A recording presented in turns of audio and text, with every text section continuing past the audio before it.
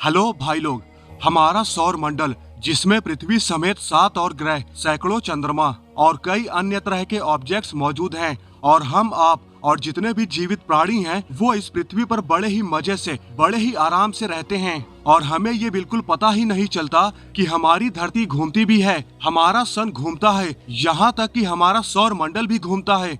अब जैसा कि हम जानते हैं कि धरती तकरीबन 1,07,000 किलोमीटर प्रति घंटे की स्पीड से सन के चारों तरफ घूमती है। वहीं हमारा सन अपने पूरे सिस्टम के साथ मिल्की वे गैलेक्सी के सेंटर के चारों ओर तकरीबन 230 किलोमीटर पर सेकंड की एवरेज स्पीड से घूमता है। अब यहाँ पर मेरा सवाल यही है कि क्या होता अगर हमारा सोलर सिस्टम घूमता ही नहीं, वो मिल्की वे गैलेक्सी के सेंटर का चक्कर लगाता ही नहीं, वो बस अपनी पोजीशन पर एक ही जगह पर लॉक रहता, तो फिर इसका हमारे जीवन पर क्या प्रभाव पड़ता, इसका हमारे सोलर सिस्टम पर क्या प्रभाव पड़ता? क्या हम अभी भी रुके हुए सोलर सिस्टम में सरवाइव कर पाते या फिर नहीं? आज की इस वीडियो में हम इसी सवाल के जवाब को जानने की कोशिश करेंगे। तो चलिए शुरू करते हैं। तो दोस्तों, जैसा कि हम जानते हैं कि हमारा जो सोलर सिस्टम है वो मिल्की वे के सेंटर से तकरीबन 26,000 लाइट ईयर की दूरी पर इस रीजन में मौजूद है।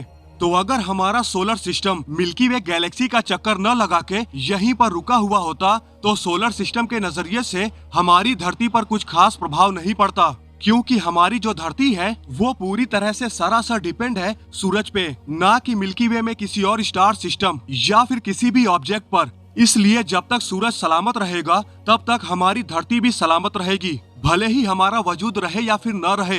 लेकिन हाँ, पृथ्वी भी तभी तक बची रहेगी जब तक सूरज सही सलामत है। लेकिन वो कब तक सलामत रहेगा ये कहना थोड़ा मुश्किल है, क्योंकि इसके साथ कुछ भी हो सकता है।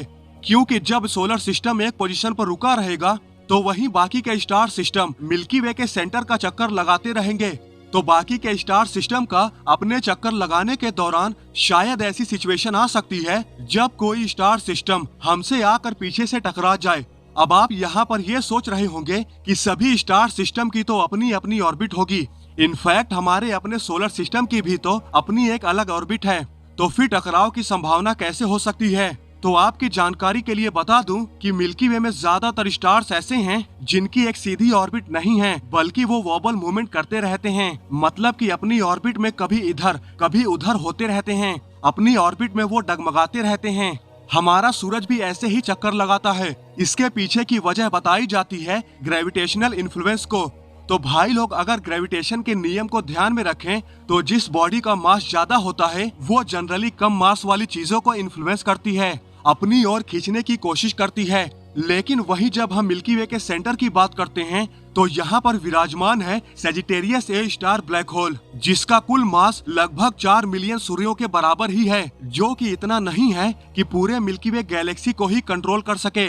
मिल्की वे का ज्यादातर मास छोटे बड़े स्टार्स, छोटे बड़े ब्लैक होल के फॉर्म में एग्जिस्ट करता है और डार्क मैटर जैसा मिस्टीरियस फोर्स भी तो एग्जिस्ट करता है हमारी गैलेक्सी में। इसका मतलब साफ है कि सूरज को या फिर हमारे सूरज जैसे और भी कई स्टार्स को अपनी ऑर्बिट में हमेशा ही कई सारे ग्रेविटेशनल फोर्सेस से जूझना पड़ता है। इसी वजह से कई सारे स्टार्स अजीबोगरीब मूवमेंट करते रहते हैं। अब अगर सोलर सिस्टम एक जगह रुका रहेगा तो काफी संभावना बढ़ जाएगी कि कोई अजीबोगरीब मूवमेंट करता हुआ स्टार आकर हमारे सौर मंडल से टकरा जाए। चलो मान लेते हैं अगर हमारे सौर मंडल से कोई दूसरा स्टार सिस्टम ना भी टकराए, तब भी तो मिल्की वे गैलेक्सी में कई सारे ऐसे सितारे हैं जो हमारे अपने सन से कहीं कहीं ज्यादा बड़े हैं। वो अगर पास से गुजरते हैं तो उनके द्वारा रिलीज की जाने वाली रेडिएशन का क्या, वो तो हमारे लिए बहुत ही हार्मफुल होंगी। अब भाई लोग, जैसा कि हम जानते हैं कि हमारा जो सन है वो भी हार्मफुल रेडिएशन को रिलीज करता है,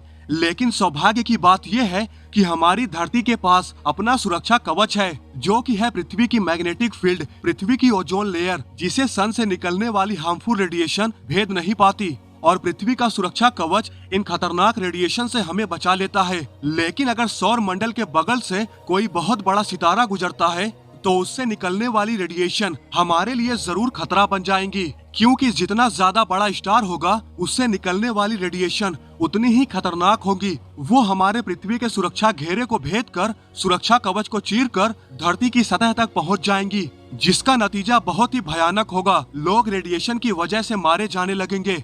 हालांकि ये सिलसिला ज्यादा समय तक नहीं चलेगा, क्योंकि जैसे ही बिग साइज का स्टार हमारी धरती से दूर चला जाएगा, फिर से धरती पर चीजें धीरे धीरे नॉर्मल होने लगेंगी। लेकिन भाई लोग, एक चीज तो हम अभी भी भूल रहे हैं, वो है ब्लैक होल। जैसा कि हम जानते हैं कि हमारी अपनी गैलेक्सी में तकरीबन छोटे बड़े मिलाकर कुल 100 मिलियन से ज्यादा ब्लैक होल हैं। तो अब आप ही बताएं कि अगर हमारा सौर मंडल मिल्की वे गैलेक्सी में अगर एक ही जगह पर स्थिर हो जाता है, तो क्या ऐसे कोई चांस नहीं बनेंगे कि उसके रास्ते में कोई ब्लैक होल आ जाए? वो ब्लैक होल छोटा भी हो सकता है और वो बड़ा भी हो सकता है। ज्यादातर संभावना तो यही है कि वो कोई रोग ब्लैक होल ही हो सकता है, क्योंकि वैज्ञानिकों के हिसाब से हमारे सोलर सिस्टम के पाथ में किसी भी तरह के ब्लैक होल के होने की संभावना नहीं जताई गई है। वहीं रही बात रोग ब्लैक होल की, तो इनका कोई पाथ नहीं होता। ये किधर को भी घूमने लगते हैं, ये गैलेक्सी में ऐसे ही भटकते रहते हैं। इसलिए इन्हीं के चांसेस ज्यादा हैं कि ये हमारे सौर मंडल को अपना निशाना बना ले। अब अगर कोई स्टार सिस्टम अगर हमारे सौर मंडल से टकराता है, तो हम तो नहीं बच सकते, लेकिन हमारा सौर मंडल पूरी तरह से तो कतई नहीं खत्म होगा। कुछ न कुछ हमारे सौर मंडल में जरूर बचा रह जाएगा। लेकिन अगर हमारा सौर मंडल किसी भी ब्लैक होल से टकराता है, तो हमारे सौर मंडल का वो हाल होगा जो किसी ने सोचा भी नहीं होगा। ब्लैक होल से टकराने के बाद अगर ब्रह्मांड में कहीं कोई दूसरी सभ्यता होगी, वो कभी भी जान ही नहीं पाएंगी हमारा भी कभी अस्तित्व हुआ करता था, क्योंकि ब्लैक होल सिर्फ हमें तहस नहस ही नहीं करेगा, बल्कि धीरे धीरे करके वो हमारे पूरे सौर मंडल को ही निगल जाएगा। हमारे सौर मंडल का वजूद ही मिल्की वे गैलेक्सी से गायब हो जाएगा। अरबों सितारों में एक सितारा और कम हो जाएगा।